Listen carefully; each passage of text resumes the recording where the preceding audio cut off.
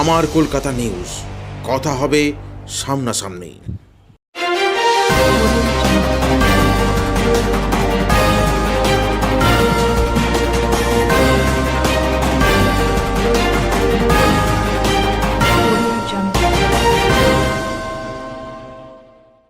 চন্দননগরে ED হানা পঞ্চায়েত কর্মীর বাড়িতে। চন্দননগর হরিদ্রাডাঙ্গা এলাকায় এক নির্মাণ সহায়কের বাড়িতে ইডি হানা দেয়। নির্মাণ সহায়ক সন্দীপ সাধুখার বাড়িতে তল্লাশি শুরু করে ইডি আধিকারিকরা। সন্দীপ সাধুখা আগে ধনিয়াখুলির বেলমুড়ি গ্রাম পঞ্চায়েতের নির্মাণ সহায়ক ছিলেন, তবে বর্তমানে তিনি খানাকুলের জগৎপুর গ্রাম পঞ্চায়েতের নির্মাণ সহায়ক পদে রয়েছেন। মঙ্গলবার সকাল থেকেই জেলায় ঘুরতে থাকে ইডি আধিকারিকরা। প্রথমে তারা হানা দেয় চুঁচুড়ার ময়নাডাঙ্গা এলাকার এক ব্যবসায়ীর বাড়িতে। সেই ব্যবসায়ীর নাম সন্দীপ সাধুখা হওয়ায় ভুল করে সেই ব্যবসায়ীর বাড়িতে হানা দেয় ইডি। এরপর সেই বাড়ি থেকে বেরিয়ে গাড়ি ঘুরিয়ে চলে যায় সিঙ্গুর হয়ে হরিপাল। সেখান থেকে ঘুরে আবার চুঁচুড়া খাদিনা মোড়ে প্রায় 3.5 ঘন্টা ঘোরাঘুরি করে সোয়া 12টা নাগাদ চন্দননগর হরিদ্রাডাঙ্গায় নির্মাণ সহায়ক সন্দীপ সাধুখার বাড়ি খুঁজে পায়। বাড়িতে সন্দীপ বাবুর মা মলিনা দেবীর স্ত্রী মৌসুমী দেবী রয়েছেন। দুজন প্রতিবেশীকে ডেকে তাদের সঙ্গে নিয়ে বাড়ির ভিতরে ঢুকেছেন ইডি আধিকারিকরা। বাড়ির বাইরে মোতায়েন রয়েছে কেন্দ্রীয় বাহিনীর জওয়ানরা। সূত্রের খবর, 100 দিনের কাজে ভুয়ো জব কার্ড ও আর্থিক তছরূপের অভিযোগ সামনে আসে। এই বিষয়ে 2018 থেকে 2021 সালে ধনিয়াখালী, মুর্শিদাবাদ সহ মোট 5টি এফআইআর হয়। তার ভিত্তিতে হাইকোর্টে মামলা হয়। এই প্রথমবার 100 দিনের কাজে দুর্নীতির তদন্ত শুরু করে। প্রসঙ্গত, মুখ্যমন্ত্রী 100 দিনের কাজের টাকা পাওয়ার দাবিতে সম্প্রতি 2 দিন ধরে ধর্ণা দিয়েছেন। অভিষেক বন্দ্যোপাধ্যায় দিল্লিতে গেছেন শ্রমিকদের নিয়ে 100 দিনের টাকা আদায়ের দাবিতে। ধর্ণা মঞ্চ থেকে মুখ্যমন্ত্রী মমতা বন্দ্যোপাধ্যায় ঘোষণা করেছেন 21 লক্ষ শ্রমিককে তাদের বকেয়া টাকা দেবে রাজ্য সরকার। এরপরই আজ সকালে দেখা যায় 4টি জেলার 6টি জায়গায় শুরু করে। সন্দীপের মা মলিনা বলেন, সন্দীপের বাবা অমল সাধুখা 2008 সালে প্রয়াত হন। তিনি রেলে চাকরি করতেন। ছেলে তার আগেই পঞ্চায়েতে চাকরি পায়।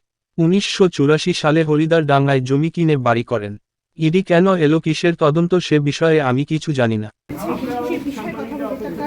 অভিযোগ রয়েছে যেটি সময় তিনি নির্মাণ সহায়ক পদে ছিলেন, যে বেলমুড়ি গ্রাম পঞ্চায়েতে, সেই সময় প্রায় 1.5 লাখ টাকা হারাইছিল। মানে এই তো আপনারাই যা এসছেন, আর কেউ আসেনি। হ্যাঁ, কি বলছিল আপনাদেরকে? কারা এসে বললো যে কারা এসছে বাড়িতে? ইডি এসেছে। হ্যাঁ, কি বললো আপনাদেরকে? কি বললো মানে সন্দীপ বাবু কোথায়?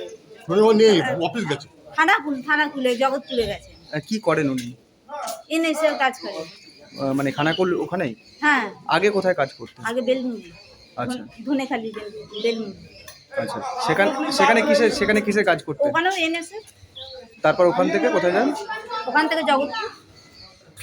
আজকে ইডি যারা আধিকারিকরা এসছেন, তারা এসে কি বললেন কি আপনাদের? এসে বললেন যে বাড়ি দেখবো।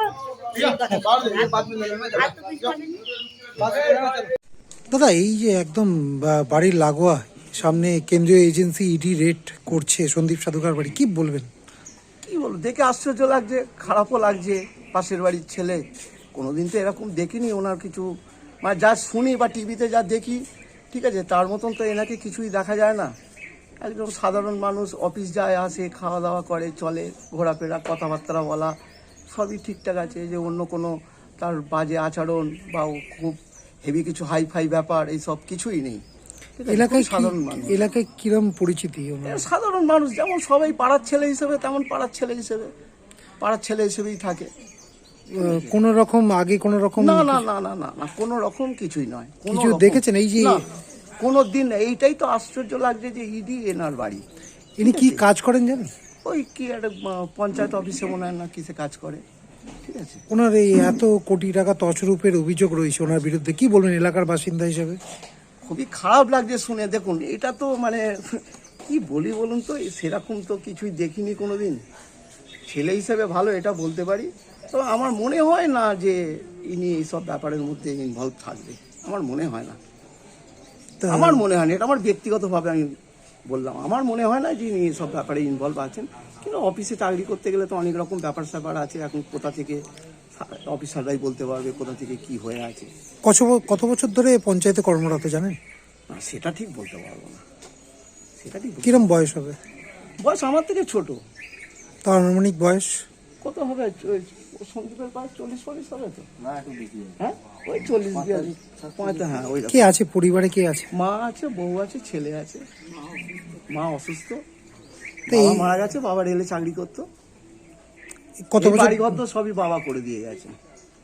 মানে ইনি কত বছর ধরে কর্মরত জানেন? ওটা ঠিক অত বলতে পারবো না। কিভাবে চেনেন আপনি? কি নামে এই পাড়ায়? ওর নাম সন্দীপ নামই, রিন্টু, আমরা রিন্টু বলেই ডাকি। মানে ভদ্র ছেলে হিসেবে পরিচিতি? হ্যাঁ, ভদ্র ছেলে হিসেবে পরিচিতি।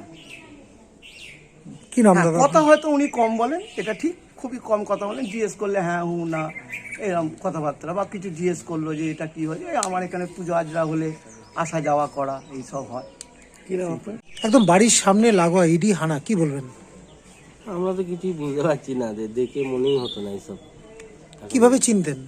এমনি পাড়ার ছেলে হিসাবে চিনি, কি নামে চিনতেন? এই সন্দীপ চিনি। কি করতো জানেন? তো কি কাজ করতো, অফিস যেত, আমি কিসে করতো জানি না দাদা। একদম বাড়ির সামনে ইডি তল্লাশি চালাচ্ছে তার বাড়িতে, কি বলবেন? কি কি মনে হচ্ছে? এটা খারাপ লাগছে দেখে। এখন তো আমরা ভেতরকার ব্যাপার জানি না। কি কাজ করে জানেন? ওটা কাজ করে, অফিস যেত রোজ, দেখতাম। তা কত বছর ধরে? অনেক ধরেই দেখছি, 25-30 বছর ধরেই। তার আগে ওরা বাড়ি করেছে এখানে। পরিবারে কে আছে? মা আছে, ওনার মিসেস, আর একটা ছেলে, আর উনি।